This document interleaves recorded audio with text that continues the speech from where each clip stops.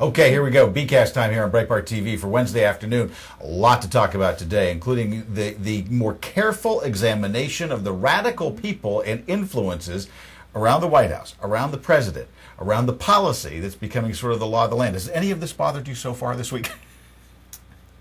Don't even get me started. No, well, let's just get you started. Yeah. Here comes the BCast.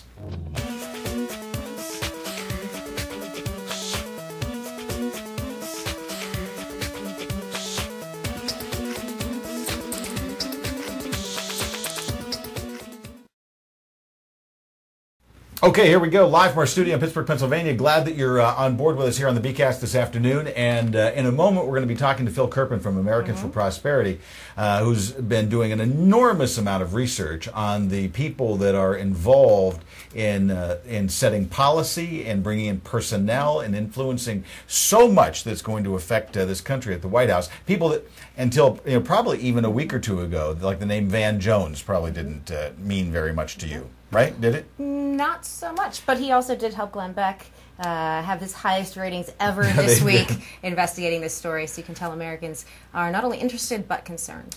So here's what we'll do. I want to give you a little bit of setup so that, because we're going to get to Phil here on the phone in a second, but here's a brief segment from the Beck Show yesterday that'll give you kind of a sense of where we're going to go with this. Phil Kerpen is here. He is the Director of Policy at Americans for Prosperity. Phil, how are you? Good to see you. Glenn. I wanted to bring you here because I want to show you what's on the other side of the board, and I need you to help draw this together because I think this is stunning. We have Van Jones. We tied him yesterday, tied him together with right directly to Obama and right directly to the Apollo Alliance.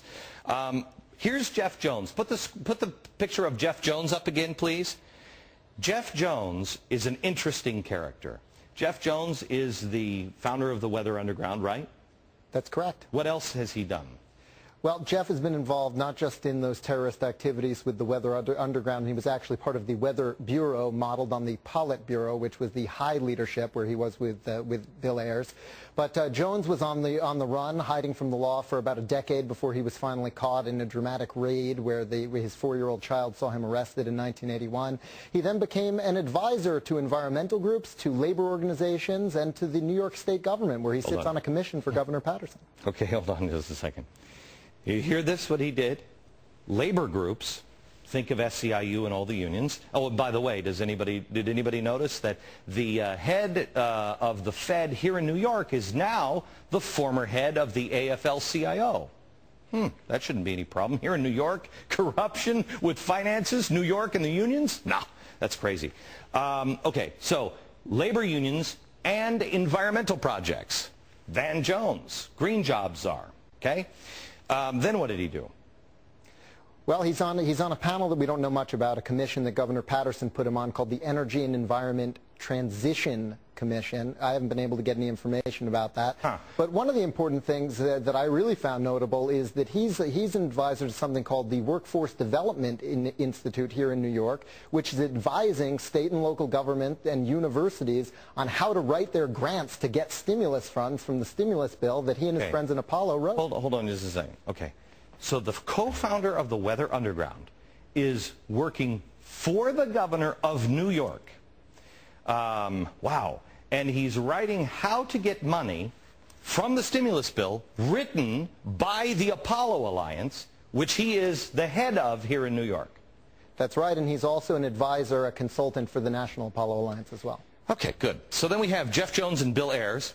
We have Rashid Khalidi, who is a radical in his own right, tied directly to Barack Obama. The Movement for a Democratic Society, what is that? That is a reconstituted version of the old Students for a Democratic Society, which was the parent organization of the Weather Underground. These were the 1960s radicals who wanted a revolution to overthrow the country. Communists. They reconstituted it now. But here's the thing, America. Communist movement, a movement for a democratic society, communist movement. What year was it founded? It was just recently founded in 2006. 2006. This is, and correct me if I'm wrong, this is what I see. We have Carl Davidson, Progressives for, they're all connected. Carl Davidson is connected to the New Party, which is connected to the Movement for Democratic Society, to Progressives, to Van Jones, to Jeff Jones. It's all connected.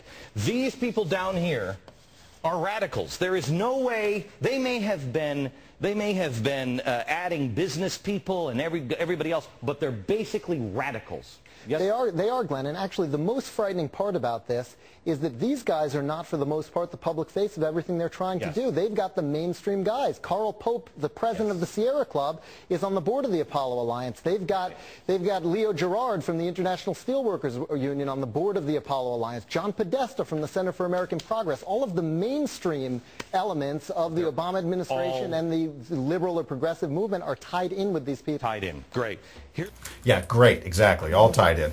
So, you know, Beck has been doing a great service to the country by devoting a lot of network time to each of these segments, and they've been really building out a lot.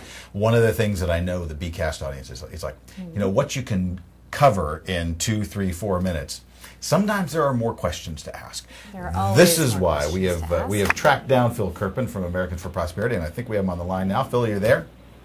I'm here. And thanks for joining us, because really we only invited you on because we saw what you did for Glenn Beck's ratings, and we're just hoping ratings. Well, yeah, you'll probably get about 2.8 million people if you have me on here. Perfect. Yeah, hopefully. So you know, it is one thing to get on a network show and you have a couple of minutes to talk through some of the stuff, but there's a lot of detail and a lot of bothersome stuff in this, and you've been doing some amazing research.